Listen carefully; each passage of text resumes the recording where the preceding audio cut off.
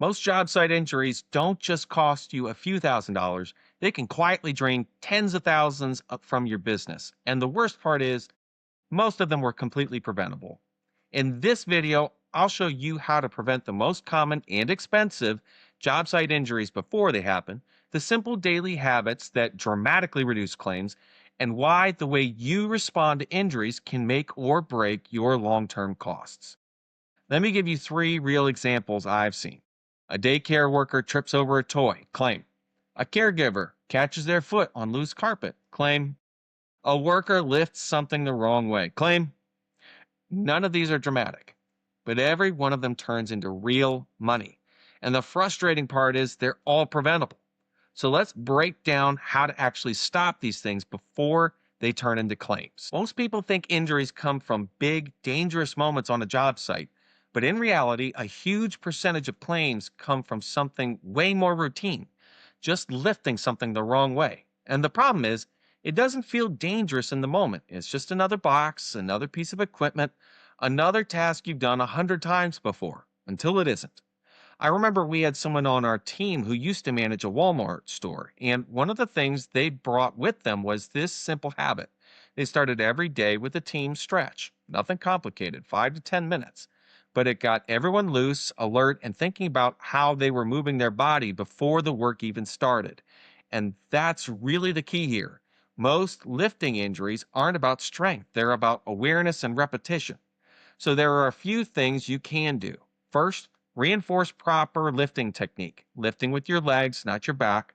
Sounds basic, but it's ignored all the time. Second, build in a quick daily stretch routine. It doesn't need to be formal, it just needs to be consistent. And third, use the tools available to you. Dollies, lifts, extra hands, whatever keeps your team from relying on brute force.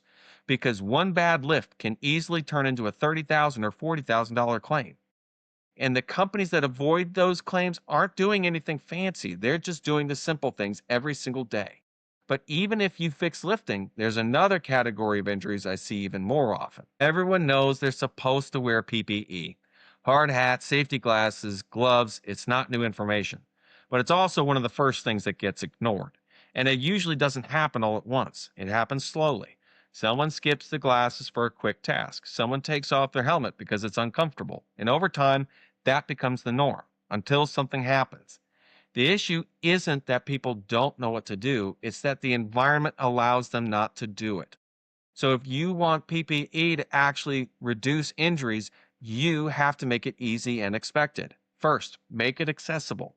If someone has to walk across the job site to grab safety glasses, they're not going to do it. Keep PPE where the work is happening. Second, make sure it actually fits and is in good condition. Uncomfortable or worn out gear is one of the fastest ways to lose compliance. And third, set the expectation that it's not optional, not just in policy, but in practice every single day. Because PPE isn't there for the big obvious risks, it's there for the unexpected ones. The flying debris, the sudden slip, the thing nobody saw coming. And when it's used consistently, it turns what could have been a serious claim into a non event. But even if everyone's wearing the right gear, your job site itself might still be the problem. Let's go back to those examples for a second. A daycare worker trips over a toy, claim. A caregiver catches their foot on loose carpet, claim. These aren't rare situations. This is everyday stuff. And that's exactly why they're so dangerous, because they blend in. People stop seeing the risk. Over time, tools get left out, materials pile up, walkways get tighter, and nobody notices because it happens gradually until someone gets hurt.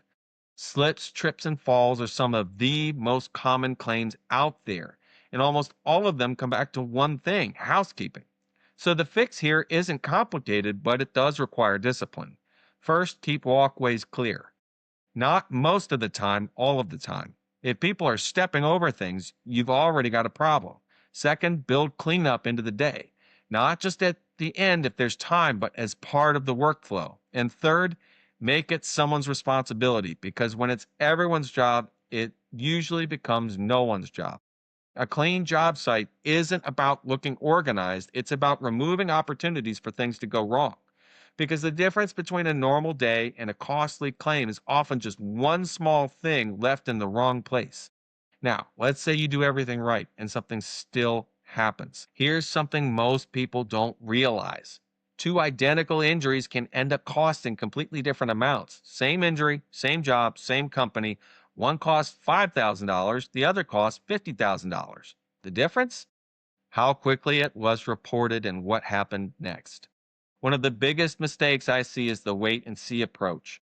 Someone gets hurt, but it doesn't seem that bad, so they go home, sleep on it, maybe come back the next day, and by then, it's worse.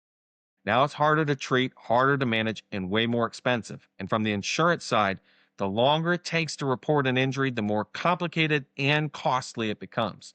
So the solution here is speed and structure. First, report every injury immediately, not just the big ones, all of them, because what seems minor in the moment doesn't always stay that way. Second, have a clear process for what happens next. Who do they call? Where do they go? What's the next step? And third, use triage if it's available. A lot of workers' comp carriers offer nurse triage services that can quickly determine how serious something is and guide next steps. That alone can prevent small issues from turning into major claims.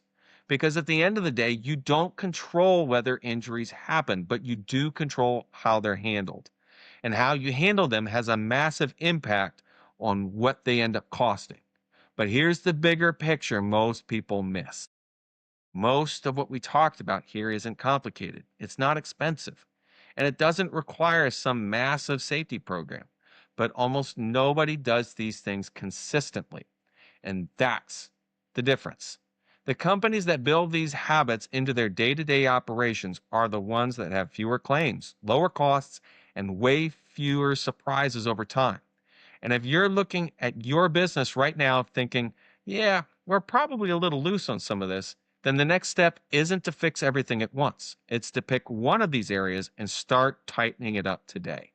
Because small changes here don't just reduce injuries, they protect your margins in a way most people completely overlook. But there's one more piece to this that ties everything together. Because even if you prevent most injuries, they're not going to zero. And what you do after someone gets hurt is just as important as everything we talked about today here. That's exactly what I break down in this video right here. How return to work programs lower your insurance costs and how they keep claims from spiraling and how to actually set one up the right way. So if you want to take everything we talked about today and make it even more effective, click right here and I'll walk you through it.